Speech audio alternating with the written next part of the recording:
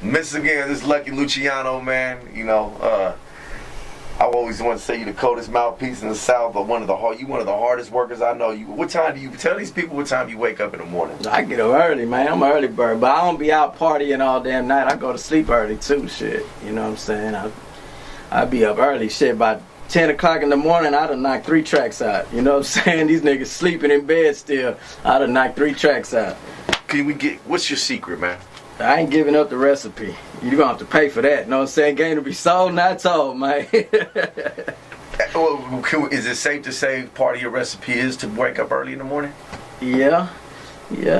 That's that part of it. But you know what I'm saying? You just gotta be, you gotta have it in you. It can't be on you. You know what I'm saying? You gotta be born with this shit, man. Some people just got it. You know what I'm talking about? And you gotta be real. You gotta be real and be yourself. These motherfuckers can see through that shit if you ain't. You know what I'm saying? And that's it. How do you like it when people say, do you embrace the Latin word? They say, oh, you Latin rap. You know, somebody's like, nah, we rappers. I didn't at first. At first I didn't, but now I'm forced into that box. So I'm like, fuck it, nigga. I'm gonna be the Latin rap star. You know what I'm saying? I'm not gonna be just some Mexican rapper that sits on the shelf. Nah, I'm gonna be a flamboyant fucking star. You know what I'm saying? Like a Latin one though, because whenever I first came into the game, I remember they did that, and I went to a high school that was like a black high school, Eisenhower and Acres Home. You know what I'm saying? Slim Thug, Lil Mario, and all J Dog. They all went to this same high school at the same time I went there. You know what I'm saying? So I was used to rapping around blacks and hearing. You know what I'm saying? It was just. That was the crowd that I rapped for. You know what I'm saying? So whenever I got into the rap game, it was like they all of a sudden put me over here in this Latin rap game box. You know what I'm saying? And it kind of fucked me up. And I remember I did my first show at Soundwaves with Dope House, Carlos and Lil G, Rashid. They was all there, and I did a show and. Charles Chavez, he was like, man, what's up? Well, like your show was, they weren't responding to it. And I was like, man, that wasn't my type of crowd. He was like, what do you mean it wasn't your type of crowd? It was a bunch of Mexican kids.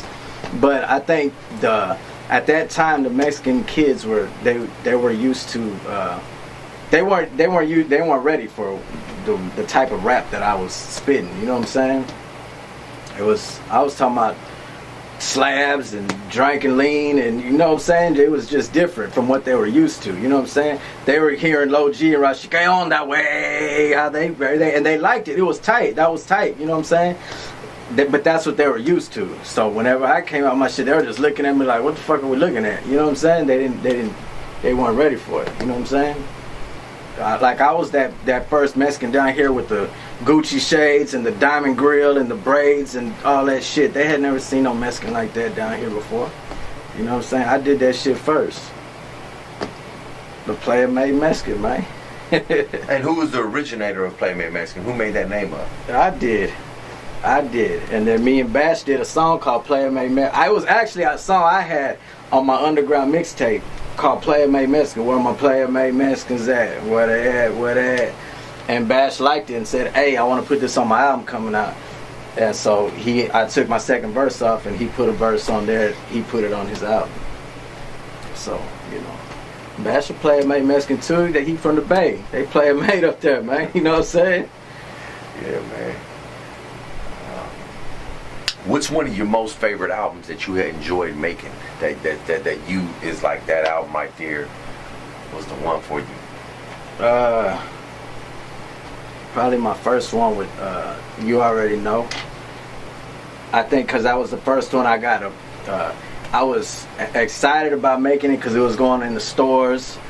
I got some money for it up front. They gave me an advance. I was feeling good about it, and I was hungry still. You know what I'm saying? So I had a lot of shit to say.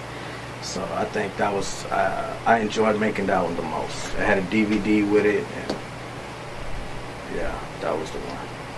What's your biggest hit to date that you would say for the streets or? Man, I don't know, man. I got so many damn songs I record. Even when I gotta go do a show, I don't even be knowing what songs to put on the damn show disc because I got so many damn songs. I be forgetting them. I don't even know. I don't know. I got too many. Let me ask you this: what's your favorite song that you made? I don't know. I might have one today that I like, and then tomorrow it'll be a different one. It just depends how I'm feeling that day. You know what I'm saying? I can't say this is my favorite song because it just depends how I'm feeling, what mood I'm in. Are we gonna see a play Me Mexican 2 with you and Bash? I don't know. We might. That's like asking, are we gonna see a Throw Essays 4 with T? You know what I'm saying? It's like we already did it. You know, we don't gotta keep doing it. We did it. We did it for the fans. You know what I'm saying? It was like. It's not. It ain't like we a group, you know what I'm saying? we doing our own thing. So how did you and GT Garza end up doing this Latin royalty? Well, I mean, me and GT, I've known GT for 10 years. You know what I'm saying? A lot of people think GT is new. That nigga been around. He been hustling since he was a little youngster. You know what I'm saying? And he's been since he was like high school. You know what I'm saying? He's been out here grinding. And just now he's getting his shine because he kept on working. He kept on mashing. He never gave up. He didn't go off. Some people get tired and they go and get a job and they just stop. They're like, fuck this shit, I got to pay my bills. You know what I'm saying? But he stayed in that damn studio. You know what I'm saying? He kept on mashing. He stayed in the studio and now he's where he's at. You know what I'm saying? Now he's getting his proper recognition. Look, we go back and I didn't watch you go up in this rap game, and being.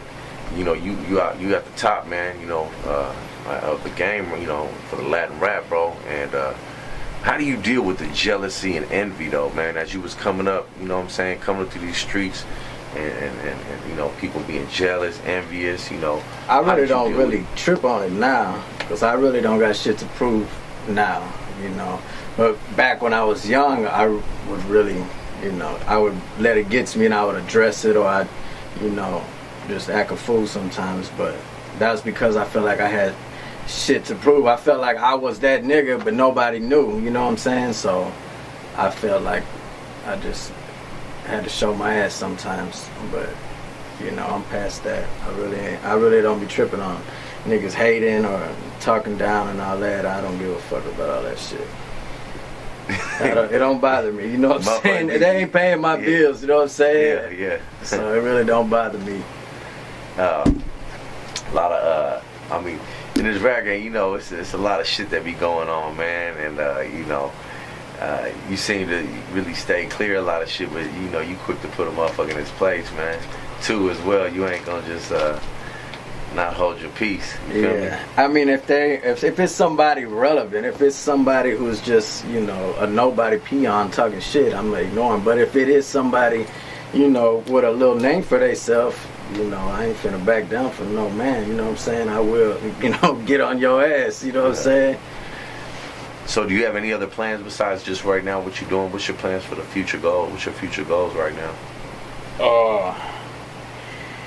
I don't know, man. I think I want to find a young artist I could, help groom into this rap game. I've tried with other artists, but a lot of times people, they either got drugs or they got kids or they got they got just different things going on with their life, or they gotta get a big head real quick, or just shit happens. So I ain't found that right artist yet, but I plan to I want to mold an artist and show him things that I went through so he wouldn't have to make the mistakes that I went through, and show him the do's and the don'ts in this game and how to be successful.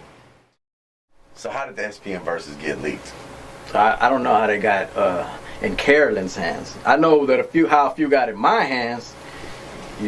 First let me say this. Whenever SPM first got locked up 10 years ago, I could count damn near on one hand how many people stayed down at Dope House. You know what I'm saying? And I ain't gotta say no names. People know who was there and who wasn't there. You know what I'm saying? Before he got locked up, everybody was there. You know what I'm saying? But when he got locked up, it was only a handful of people that stayed down and stayed waving that flag and yelling free SPM, even though we got backlash because of all them charges he had on his back. But we still rep for the Mexican and made it cool to say free SPM. Now everybody yelling free SPM, putting free SPM on their album covers, hashtag free SPM on tweets and Instagram and all that shit.